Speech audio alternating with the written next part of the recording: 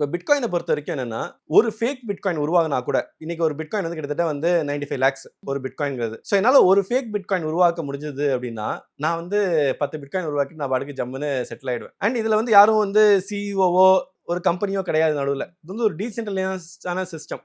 So இதை வந்து break பண்ண முடிஞ்சது அப்படின்னா காலி.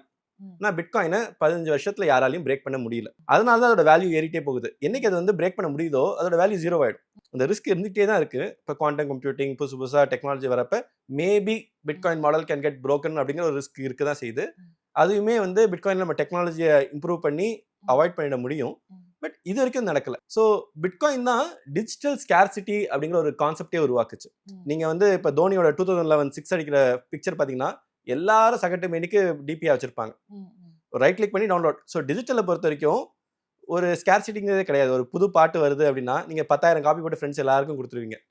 ஓகே, ஒரு படம் வந்துச்சுன்னா எல்லாருக்கும் copy. Cost of copying is also zero and exact replica அவங்களால பண்ண முடியும். அதனால அதுக்கு வந்து பெரிய வேல்யூ கிடையாது. ஓகே, அதனால தான் நம்ம வந்து டிஜிட்டல் ஆர்ட் யாரும் வாங்குறதே இல்லை. ஒரு மோனாலிசாக்கு இவ்வளோ நம்ம வந்து சிலாகிக்கிறோம், ஒரு பிகாசோவை பத்தி பேசுறோம். டிஜிட்டல் அதோட ரொம்ப அழகழகான ஆர்ட்லாம் இருக்கு. ஆனால் நான் வாங்கி வச்சுன்னா நீங்க ரைட் கிளிக் பண்ணி டவுன்லோட் பண்ணி நீங்களும் அதை வச்சுப்பீங்க. அது என்ன பெரிய விஷயம் அப்படின்ட்டு. ஆனால் என்கிட்ட ஒரு பிட்காயின் இருந்துச்சுன்னா அதை காப்பி பண்ணி இன்னொரு பிட்காயின் கிரியேட் பண்ண முடியாது. என்கிட்ட இருக்க ஒரு பிட்காயினை வச்சு அது இந்த ஒரு பிட்காயின் தான் என்கிட்ட இருக்கு. அதை வச்சு நான் காப்பி போட முடியாது.